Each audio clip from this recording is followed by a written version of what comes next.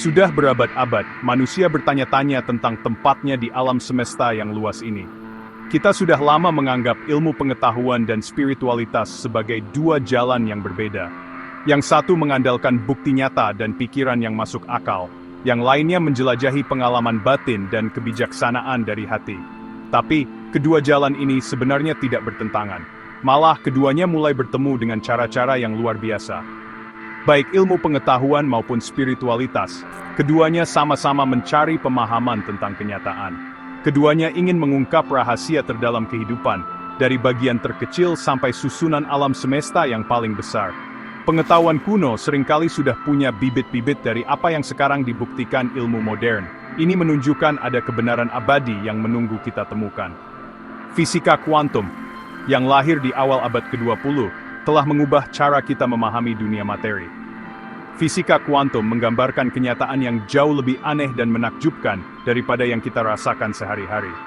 Di tingkat yang sangat kecil, partikel-partikel tidak bertingkah seperti bola biliar kecil.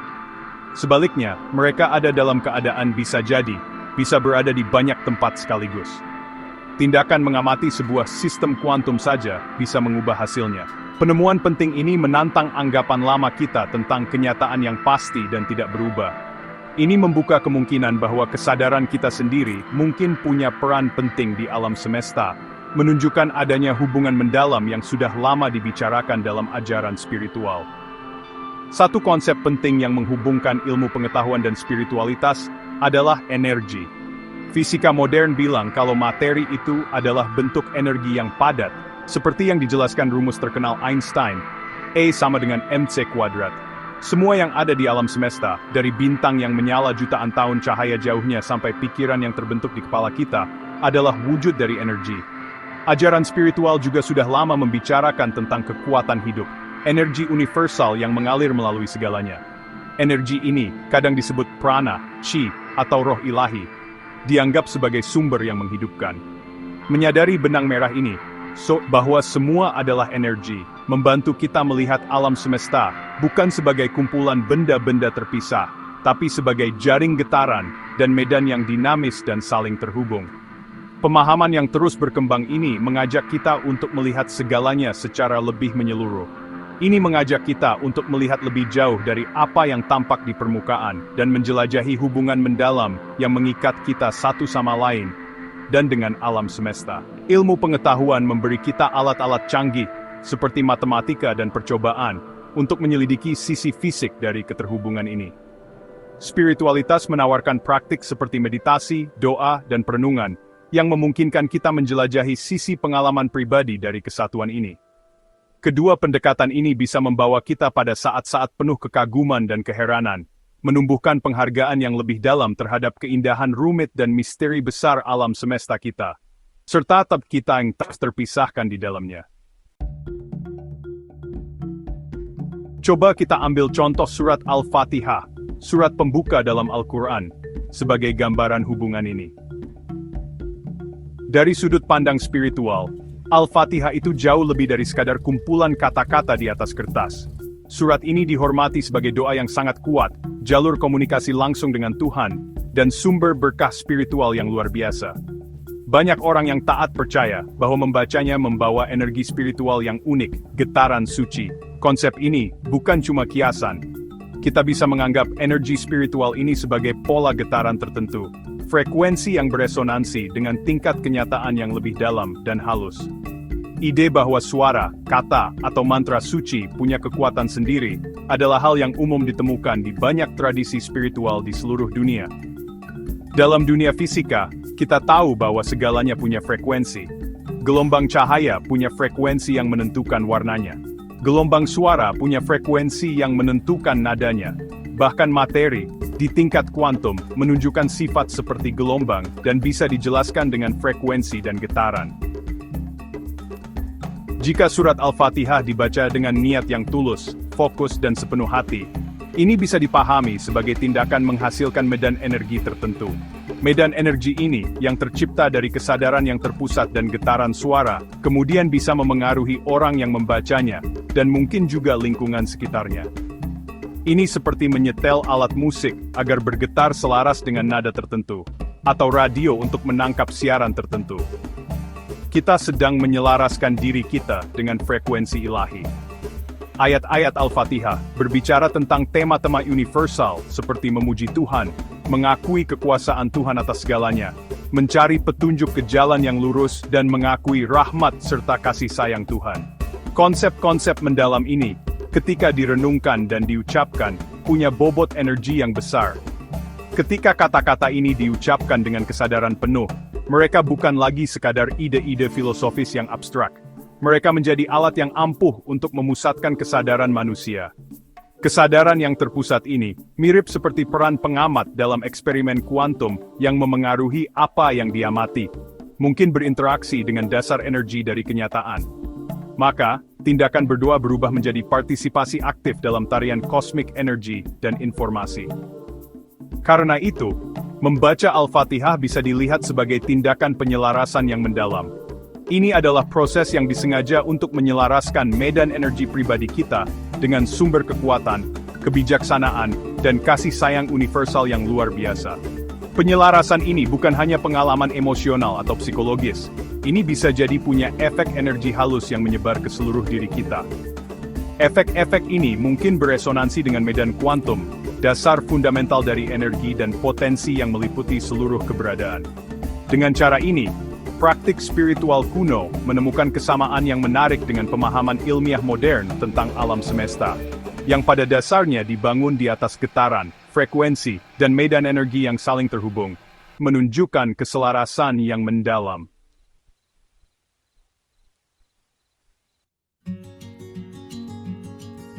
Tradisi mistis di berbagai budaya sering berbicara tentang diri sejati, Atman, atau Sukma sejati.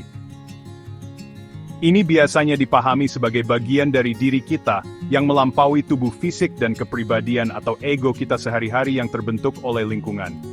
Ini dianggap sebagai esensi kita yang paling dalam dan paling asli, yang terhubung secara mendasar, atau bahkan menjadi bagian dari kesadaran universal atau dasar ilahi. Fisika kuantum, secara tak terduga, menawarkan konsep-konsep menarik yang sejalan dengan pemahaman spiritual kuno ini. Coba kita lihat, misalnya, fenomena keterikatan kuantum atau quantum entanglement. Dua atau lebih partikel kuantum bisa terhubung begitu erat sehingga nasib mereka saling terkait, tidak peduli seberapa jauh jarak fisik yang memisahkan mereka. Mengukur sifat satu partikel secara langsung memengaruhi sifat partikel lainnya, hubungan yang oleh Einstein disebut sebagai aksi seram dari kejauhan.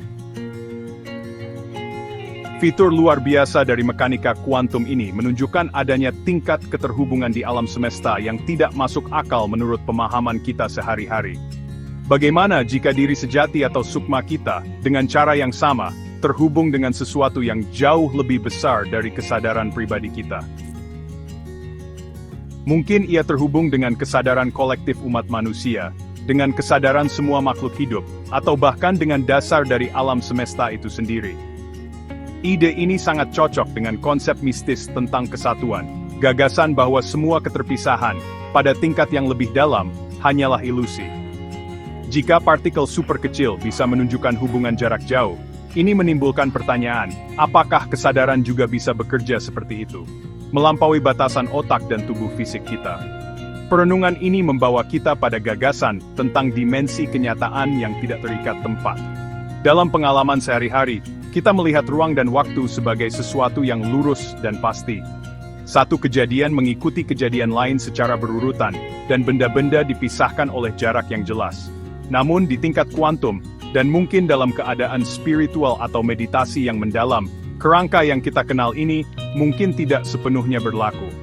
Di alam yang tidak terikat tempat seperti itu, perbedaan antara masa lalu, sekarang, dan masa depan mungkin menjadi kabur atau bahkan tidak penting lagi. Jarak fisik mungkin tidak lagi menjadi penghalang untuk hubungan atau pengaruh.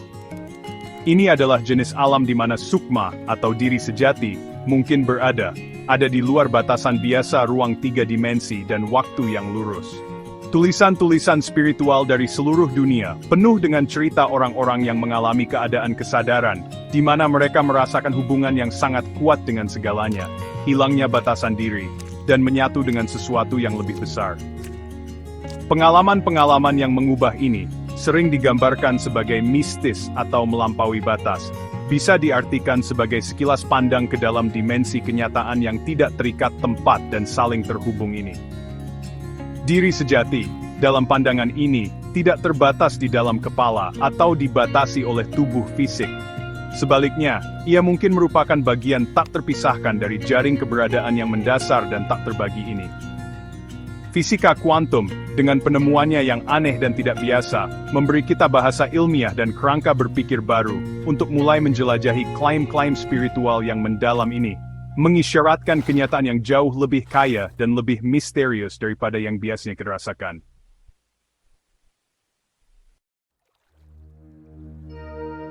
Lalu, bagaimana caranya kita bisa mengakses lapisan kenyataan yang lebih dalam ini, dan membangun hubungan sadar dengan diri sejati, atau sukma kita? Tradisi spiritual di seluruh dunia menawarkan berbagai praktik perenungan yang dirancang untuk tujuan ini. Salah satu praktik tersebut adalah zikir, yang umum dalam tasawuf, yang melibatkan pengingatan dan penyebutan nama-nama Tuhan atau frasa suci secara berirama. Disiplin meditatif ini, yang sering melibatkan pernapasan terfokus dan pengulangan, memiliki efek fisiologis dan neurologis yang bisa diamati. Penelitian ilmiah telah menunjukkan bahwa meditasi yang dalam dapat secara signifikan mengubah pola gelombang otak.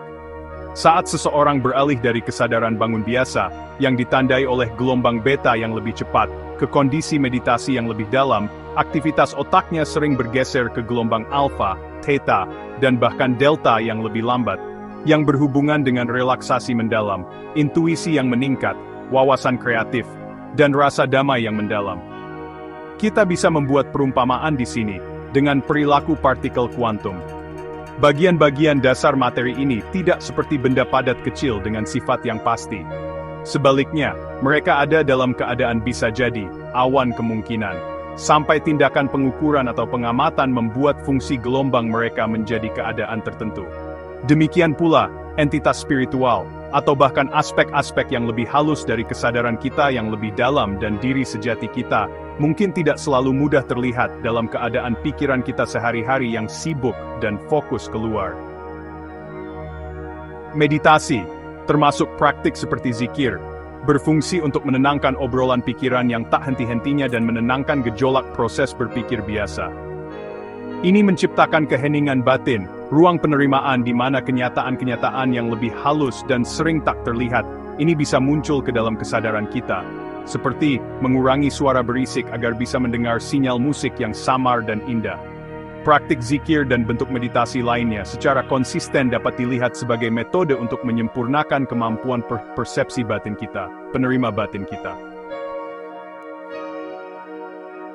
Dengan secara sistematis memusatkan pikiran, menenangkan keadaan emosi, dan merilekskan tubuh fisik, kita mengembangkan kepekaan dan kesadaran yang lebih tinggi. Penerimaan yang meningkat ini memungkinkan kita untuk merasakan energi halus, wawasan intuitif, dan lapisan informasi yang lebih dalam, baik dari dalam diri kita sendiri, maupun dari lingkungan yang lebih luas. Kepekaan yang halus ini mungkin memungkinkan kita untuk mengalami aspek-aspek kenyataan yang biasanya tersembunyi dari kesadaran bangun normal kita, termasuk merasakan hubungan dengan kesadaran universal, Tuhan, atau dasar utama dari keberadaan. Pada akhirnya, banyak jalan mistis bertemu pada pemahaman mendalam bahwa pengetahuan sejati tentang diri sendiri mengarah pada pengenalan dan pengetahuan berdasarkan pengalaman tentang Tuhan. Perintah kuno, kenali dirimu, maka kau akan mengenal alam semesta dan Tuhan, merangkum prinsip utama ini. Yang menarik, prinsip-prinsip tertentu dari fisika kuantum tampaknya sejalan dengan wawasan spiritual yang mendalam ini.